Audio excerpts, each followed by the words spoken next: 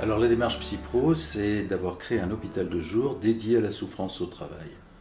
L'idée, c'est que les patients qui souffrent à cause d'une agression au travail, d'un burn-out, d'une dépression par épuisement, d'un épuisement professionnel, ce sont des gens qui sont beaucoup plus blessés qu'ils ne sont malades.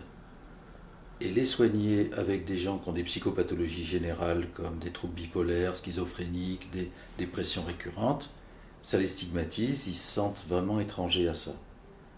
Les mettre avec des personnes qui ont un profil comparable au leur, en groupe professionnel homogène, ça évite cette stigmatisation.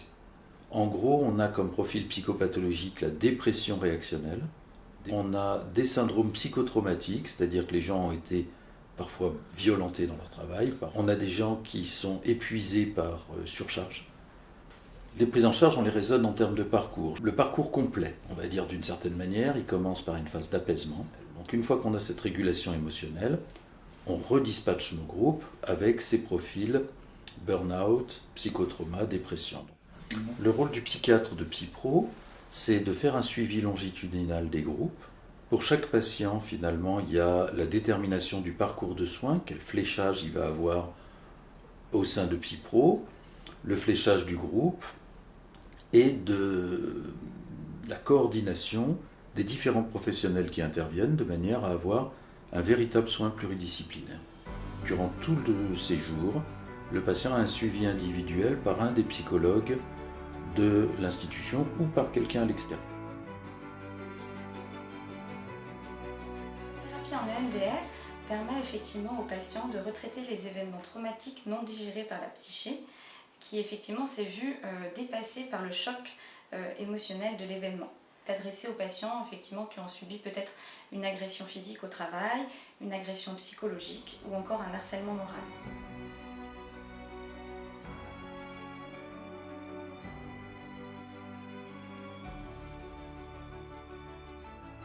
J'anime au sein de la clinique des groupes de cuisine thérapeutique. C'est des temps qui ont été pensés finalement avec deux objectifs. Surtout de proposer aux patients un outil pour prendre un temps pour soi, pour être dans un moment de détente, aussi stopper un peu les ruminations. Et le second objectif qui a été travaillé et réfléchi, c'est de pouvoir se servir finalement de la cuisine comme un support pour travailler et réexpérimenter avec les patients sur le travail d'équipe.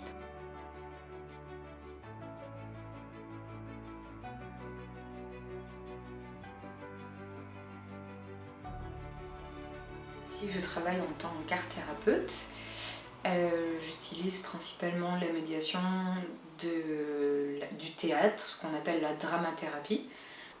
Contrairement à ce qui peut se passer durant les séances avec le psychologue où c'est la verbalisation qui va être au centre, là il y a de la verbalisation aussi, mais la médiation principale ça va être le jeu, ça va être le théâtre et donc l'éprouver.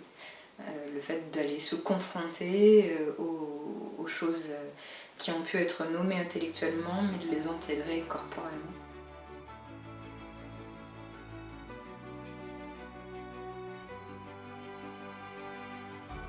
On a un abord qui est à la fois physique, mental et émotionnel. Cet abord physique, mental, émotionnel, c'est par l'activité physique adaptée, par différentes techniques de relaxation, par différentes techniques de psychothérapie, par différentes techniques d'art-thérapie.